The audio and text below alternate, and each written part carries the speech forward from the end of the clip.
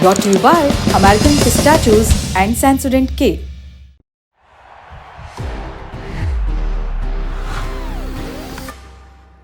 That's the power of pistachio. प्रधानमंत्री नरेंद्र मोदी 2 दिन के असम दौरे पर हैं। आज यानी 25 फरवरी को प्रधानमंत्री मोदी ने गुवाहाटी में एडवांटेज असम 2.0 समिट में शिरकत की। ये समिट असम में निवेश और विकास की नीयत से मनाया जाने वाला आयोजन है। देश के अग्रणी उद्योगपति पहुंचते हैं। आयोजन का आज पहला दिन। यहाँ रिलायंस इंडस्ट्रीज के चेयरमैन मुकेश अंबानी, अडानी ग्रुप के गौतम अडानी, वेदांता के अनिल अग्रवाल समेत कई उद्योगपति शामिल हुए। पीएम मोदी के समिट में पहुंचते ही असम के मुख्यमंत्री हिमंत बिस्व शर्मा ने उन्हें सम्मानित करते हुए ये कहा, 2016 सन का बाद असम का पुनर्जन्म हुआ। प्रधानमंत्री जी का नेतृत्व में असम एक शांति का प्रदेश बने।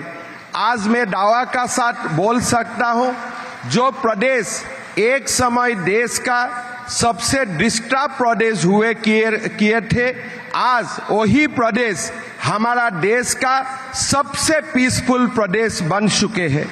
इसके बाद प्रधानमंत्री नरेंद्र मोदी ने जनता को संबोधित किया और साल 2013 का किस्सा सुनाया कि याद है जब चुनाव प्रचार के लिए असम का दौरा कर रहा था, तब एक मीटिंग में कहा था वो दिन दूर नहीं जब लोग अल्फाबेट पढ़ेंगे तो कहेंगे ए फॉर असम।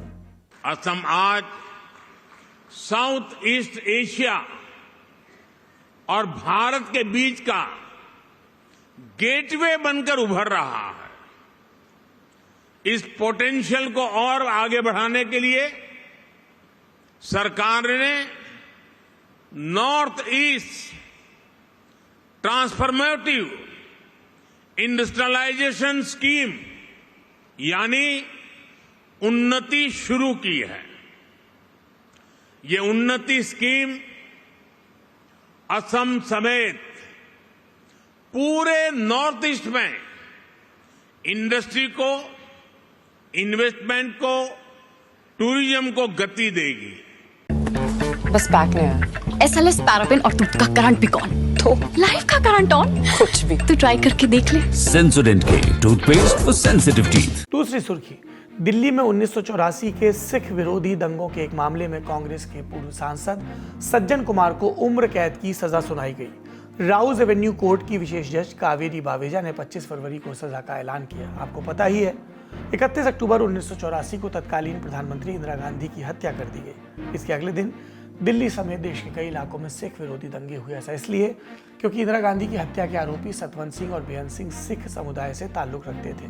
पीटीआई के मुताबिक दिल्ली के इन सिख विरोधी दंगों में करीब 2700 लोग मारे गए। इस दौरान 1 नवंबर को पश्चिमी दिल्ली के राजनगर पार्ट 1 में सरदार जसवंत सिंह और उनके बेटे तरुणदीप सिंह की हत्या हुई। शाम करीब 4:30 बजे दंगाइयों की भीड़ ने उनके घर पर हमला किया, उन पर लाठियों से प्रहार किया और फिर उन्हें जिंदा जला दिया।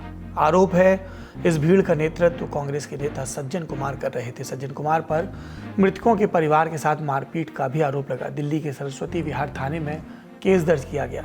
उस समय सज्जन कुमार आउटर दिल्ली लोकसभा सीट से कांग्रेस सांसद थे। उन्हें आईपीसी की धारा 147, 149, 148, 302, 308, 323, 395, 397, 427, 436 और 440 के तहत नामजद किया गया। मुकदमा चला। 12 फरवरी 2025 को अदालत ने उन्हें दोषी करार दिया। पीड़ित पक्ष ने सज्जन के लिए फांसी की मांग की, लेकिन अदालत ने उन्हें उम्र कैद की सजा सुनाई। पीड़ित पक्ष ने कहा, अफसोस है सज्जन को फांसी नहीं हुई। हमें अफसोस रहा कि उसको फांसी की सजा नहीं हुई, होनी चाहिए थी, लेकिन उसको आज उम्र कैद दोबारा इस केस में भी हुई है। देखो 41 साल हो गए, 41 साल धक्के खाते हुए। सारी जो लोग थे 84 के विक्टिम थे वो भी परेशान हो गए। 15 सालों से, पिछले 15 सालों से लगातार हम इन केसों की पैरवाई कर रहे हैं। तो मुझे लगता है कि अगर फांसी की सजा होती तो हमें संतुष्टि होती। ये हालिया मुकदमा है। इसके अलावा सिख दंगों के दरमियान सज्जन कुमार पर 2 और मुकदमे लिखे गए। पहला मामला दिल्ली के सुल्तानपुरी में 3 सिखों की हत्या से जुड़ा है। इस केस की जांच कर रही सीबीआई ने चाम कौर नामक सिख महिला को गवाह बनाया। उन्होंने आरोप लगाया सज्जन इन सिखों की हत्या करने वाली भीड़ को भड़का रहा था। हालांकि सितंबर 2023 में राउज एवेन्यू कोर्ट ने उन्हें इस मामले में बरी कर दिया। दूसरा मामला दिल्ली की पालम कॉलोनी में 5 सिखों की हत्या के बाद गुरुद्वारा जला दिया गया। इस केस में सज्जन कुमार को दोषी पाया गया और 17 दिसंबर 2018 को दिल्ली हाईकोर्ट ने उन्हें उम्र कैद की सजा सुनाई। और आज एक और मामले में कैदी बामुशक्कत उम्र कैद ताज़िंदगी के लिए सजा सुनाई गई।